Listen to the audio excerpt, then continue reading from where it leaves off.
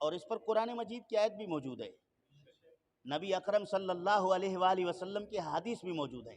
قرآن مجید میں رب ذوالجلال نے فرمایا وَلَوْ أَنَّهُمْ إِذ ظَّلَمُوا أَنفُسَهُمْ جَاءُوكَ فَاسْتَغْفَرُوا اللَّهَ وَاسْتَغْفَرَ لَهُمُ الرَّسُولُ لَوَجَدُوا اللَّهَ تَوَّابًا رَحِيمًا۔ اگر یہ لوگ اپنے جانوں پر ظلم کرنے کے بعد اے رسول صلی اللہ علیہ وسلم آپ کی بارگاہ اقدس میں حاضر ہوتے اور پھر اللہ رب العالمین سے معافی مانگتے،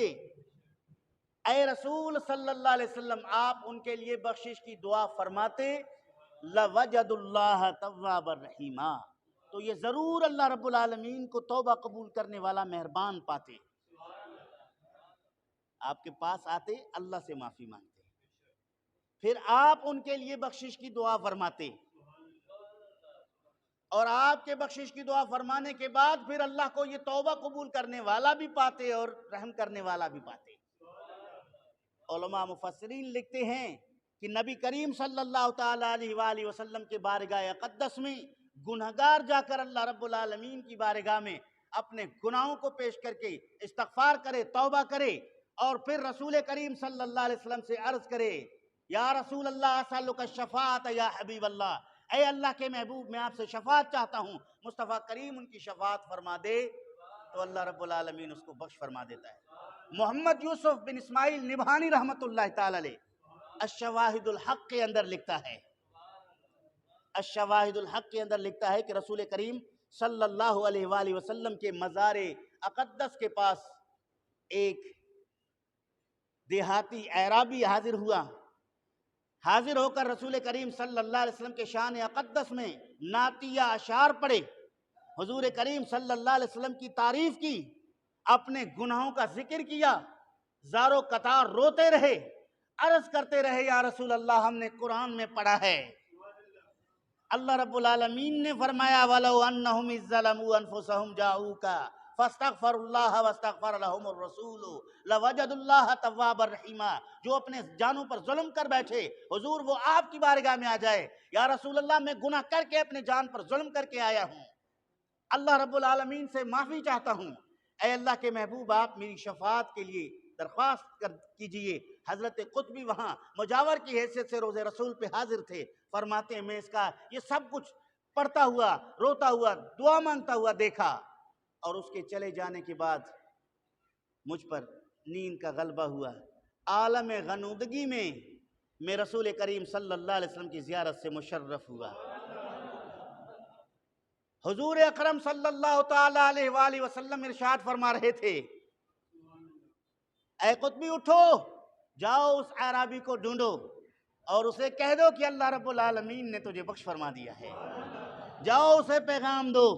کہ اللہ رب العالمین نے تجھے معاف فرما دیا ہے۔ پتہ چلا کہ رسول کریم صلی اللہ علیہ وسلم اپنے روضہ اطہر میں آرام فرما ہونے کے بعد آنے والے اس گنہگار امتی کی درخواست کو سن رہے تھے، اللہ رب العالمین کی بارگاہ میں اس کی شفاعت فرما رہے تھے، شفاعت قبول ہو گئی، مصطفیٰ کریم نے اس کو بشارت بھی دے دی۔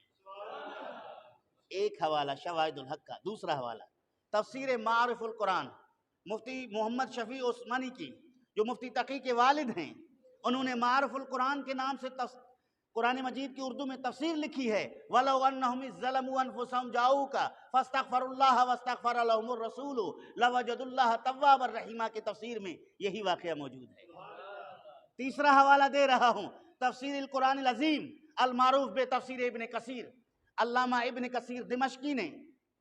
اسی آیت کریمہ کے تفسیر میں اس روایت کو نقل کیا ہے، تو عزیزان گرامی دیگر کئی محدثین نے اس کو نقل کیا، شیخ عبدالحق محدث دہلوی رحمۃ اللہ علیہ نے مدارج النبوت میں بھی نقل کیا ہے۔ تو عزیزان گرامی اللہ تعالیٰ جل شانہ کے پیارے اپنے مزار اقدس میں آرام فرما ہونے کے بعد اللہ رب العالمین انہیں یہ قوت سماعت عطا فرما دیتا ہے، وہ آنے والے کی سن لیتے ہیں، اور خود نبی کریم صلی اللہ علیہ وسلم کا فرمان ہے کہ جو بھی شخص میرے مزار اطہر کے پاس آ کر مجھ پر درود پڑھتا ہے، میں اس کی درود پڑھنے کو براہ راست سن لیتا ہوں، اور جو دور سے درود بھیجتا ہے وہ درود مجھے فرشتے پیش کرتے ہیں۔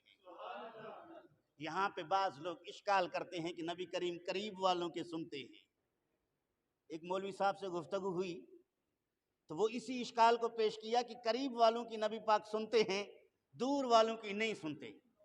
ہم نے استدلال کرتے ہوئے ان سے کہا کہ آپ سب سے پہلے اس چیز کا قائل بنے کہ روضہ رسول کے پاس جانے والے جو بھی پکارتا ہے حضور اس کی آواز سنتے ہیں، سلام سنتے ہیں۔ قریب کو آپ مان لیں گے پھر دور پر بات کریں گے۔ اس نے قریب کو مان لیا۔ ہم نے پوچھا اس قریب کی سماعت کو آپ کس دلیل سے مانتے ہیں؟ کس دلیل سے مانتے ہیں؟ جو دلیل قرب کی سماعت کو ثابت کرتا ہے وہی دلیل دور کی سماعت کو بھی ثابت کرتا ہے۔ فرشتوں کا درود پیش کرنا اس بات کی دلیل نہیں کہ مصطفیٰ کریم صلی اللہ علیہ وآلہ وسلم دور والوں کی آواز نہیں سنتے۔ دور والوں کی آواز رسول کریم سنتے ہیں، لیکن یہ فرشتے رسول کریم کے دربار اقدس کے خادم ہیں۔ حضور کریم کی امت کی درخواست کو روضہ رسول میں نبی پاک کے سامنے پیش فرما دیتے ہیں، جیسے حاکم وقت کے سامنے درخواست لے جانے والے اس کے ملازمین ہوتے ہیں۔ آپ کسی سرکاری دفتر میں درخواست دینے کے لیے جائیں گے تو نیچے اس کے پیون وغیرہ کو آپ دیں گے، وہ وہاں پہنچا دے گا۔ تو ایک نظام ہے، اس کا یہ مطلب ہرگز نہیں کہ اس کو خود لینے کا اختیار ہی نہیں، یہ لے کے پہنچا دیتا ہے۔ وہ اگر نہیں لے سکتا ہے، اس طرح کا یہ قول جو ہے انتہائی باطل ہے۔ تو عزیزان گرامی، مصطفیٰ کریم صلی اللہ تعالی علیہ وآلہ وسلم دور والوں کی بھی سنتے ہیں، نزدیک والوں کی بھی سنتے ہیں۔ رسول کریم صلی اللہ علیہ وآلہ وسلم امت کے گواہ ہیں۔ باشد رسول شما بر شما گواہ، زیراں کی مطلع است بنور نبوت، ہر دین متدین را کے قدام درجہ در دین من رسیدہ۔ حقیقت ایمانی وہ چیز حجابے کی محجوب ماندہ است، قدام است پس او می شناسد درجات ایمان شمارا، اعمال نیک و بد شمارا، اخلاص و نفاق شمارا۔ شاہ عبدالعزیز محدث دہلوی رحمت اللہ تعالی علیہ تفسیر فتح العزیز المعروف تفسیر عزیزی وَيَكُونَ الرَّسُولُ عَلَيْكُمْ شَهِيدًا کے ترجمہ میں فرماتے ہیں کہ نبی کریم صلی اللہ علیہ وسلم تم پر گواہ ہیں، اس لیے گواہ ہیں کہ مصطفیٰ کریم صلی اللہ علیہ وسلم کو نبوت کے نور سے اطلاع حاصل ہے۔ آپ نبوت کے نور سے مطلع ہیں۔ ہر بندے کے ایمانی درجے کو، کس درجے کا مومن ہے، اس کا تعلق دل سے ہے۔